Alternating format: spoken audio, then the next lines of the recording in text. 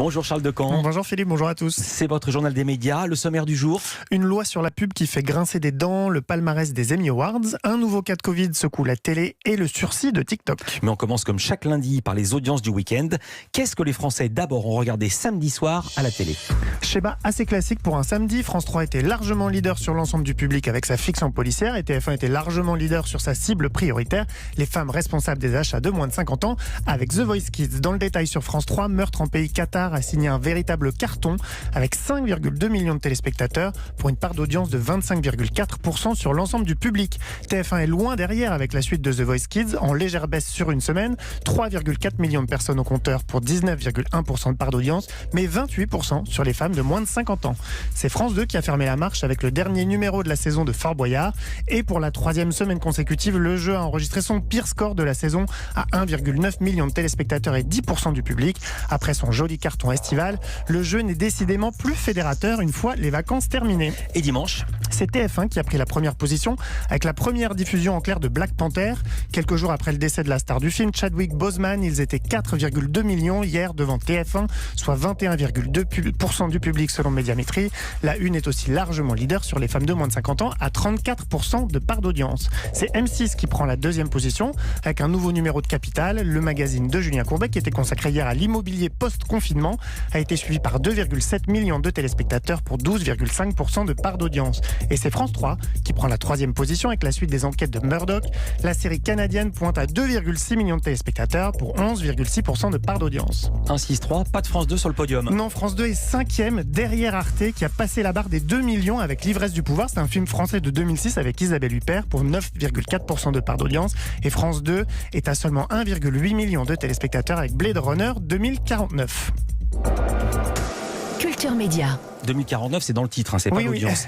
On commence ce journal des médias avec un projet de loi encadrant la pub à la télévision, projet qui inquiète annonceurs et médias. Hier, le JDD a révélé que le ministère de la Transition écologique planchait sur un texte dont on va beaucoup entendre parler. Il s'appuie sur plusieurs recommandations de la Convention citoyenne pour le climat, qui avait été lancée, vous vous en souvenez, fin 2019, et dont le rapport a été rendu en juillet dernier. Objectif, encadrer, voire interdire les publicités télé pour des produits jugés néfastes pour la santé ou l'environnement. Dit comme ça, c'est assez vaste. Oui, et c'est précisément ce qui inquiète aussi bien les annonceurs que les médias.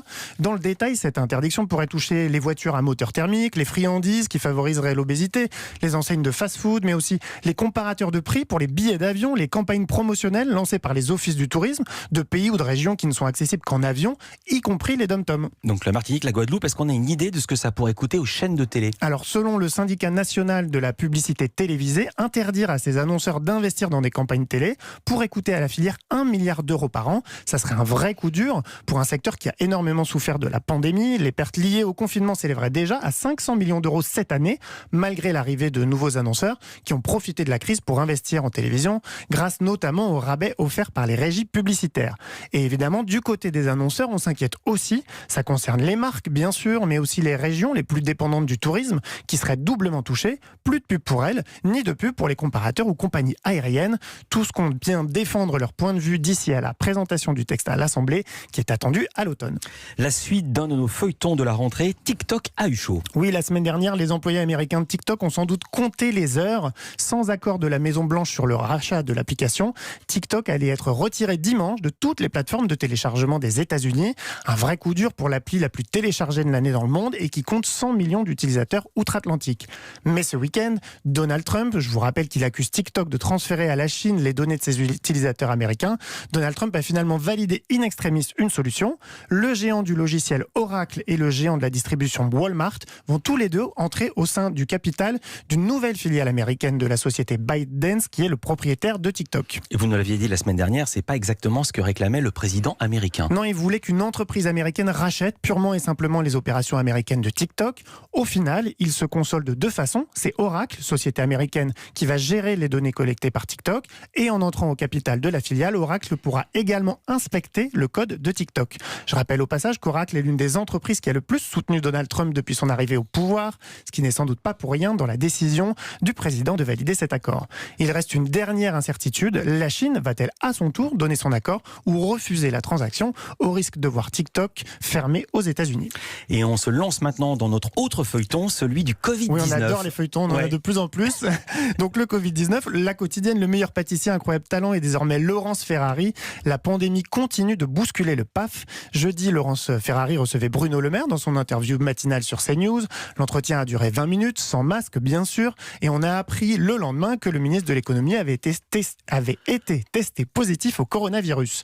Dans un premier temps, CNews a assuré qu'il n'y avait pas de raison que Laurence Ferrari soit contrainte à l'isolement, vu les mesures sanitaires prises sur le plateau.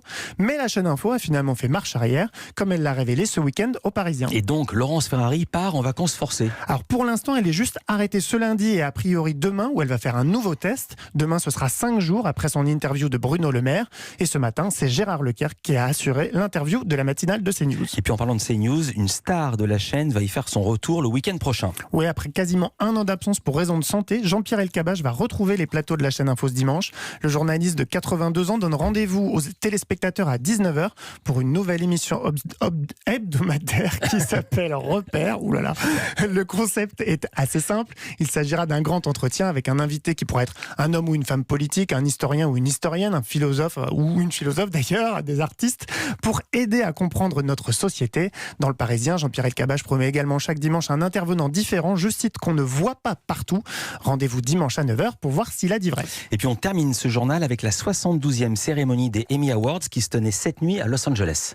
Malgré la pandémie, Hollywood était bien décidé à récompenser le meilleur de la télévision. C'est Jimmy Kimmel qui était aux commandes de la soirée, durant laquelle la distanciation sociale était de mise. Pas de public dans la salle du Staples Center de Los Angeles et la plupart des stars étaient restées chez elles. Je vous l'avais dit la semaine dernière, la chaîne ABC avait envoyé pas moins de 140 caméras pour filmer les stars chez elles.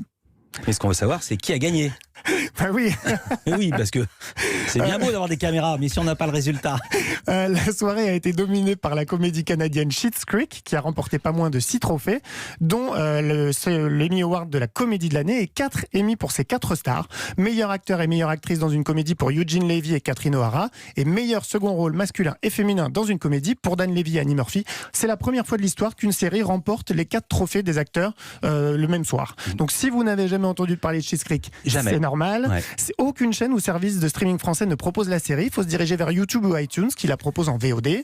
Et alors dis donc, ça parle de quoi? On a trop envie de savoir maintenant. je sens vraiment votre impatience. Ouais. C'est l'histoire, c'est assez drôle. Honnêtement, Schitt's Creek, c'est pas mal. C'est l'histoire d'une famille richissime qui se retrouve du jour au lendemain sans le sou.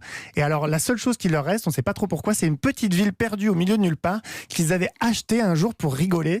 Ils sont donc contraints de s'y installer et autant vous dire que évidemment ce nouvel environnement va les dépayser. Parmi les autres grands gagnants de la soirée, Watchmen a été sacrée mini-série de l'année, a remporté au total 11 récompenses, y compris celle de la meilleure actrice dans une mini-série pour Regina King. Watchmen est visible sur OCS, tout comme le 3e grand gagnant de la soirée, Succession, sacrée meilleure série dramatique et qui a empoché au total 4 récompenses. Et pour finir, Charles, d'autres victoires marquantes? Il y a celle de Zendaya, qui est devenue la plus jeune de l'histoire à être sacrée meilleure actrice dans une série dramatique pour son rôle dans Euphoria, également visible sur OCS en France. Décidément, c'est presque une page de pub. Julia Garner, elle a remporté son 2e Emmy Award consécutif dans la catégorie meilleur second rôle féminin dans une série dramatique pour son rôle dans Ozark, visible en France sur Netflix. Merci beaucoup Charles Decamp, à demain pour un nouveau journal des médias.